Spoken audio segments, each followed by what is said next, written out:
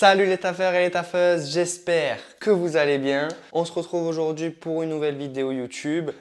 Donc on va travailler un petit peu sur du Python qui est très important en prépa ECG.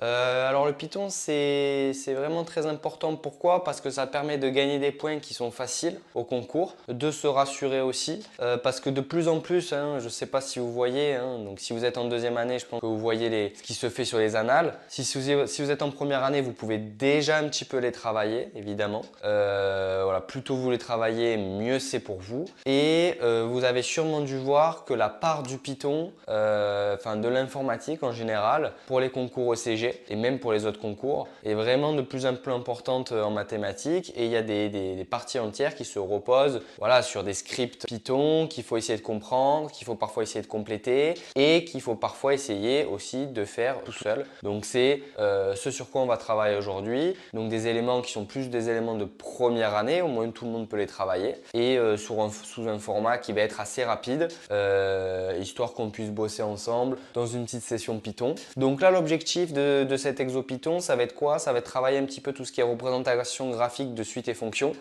Donc on va travailler principalement sur des librairies NumPy et Matplotlib. Donc ça va nous permettre tout simplement de faire des graphes de fonctions, de suites. Alors les fonctions, vous savez très bien, ce sont des graphes continus. Les suites, c'est plutôt des nuages de points. Donc voilà, on va faire deux exemples. Au moins, ça va être intéressant pour vous de voir sur deux exemples un peu différents. Et on va travailler aussi notamment comment définir une fonction, comment faire une boucle for, la syntaxe un petit peu de certaines opérations mathématiques en Python, etc. etc. Donc sans plus attendre les taffeurs et taffeuses, on commence.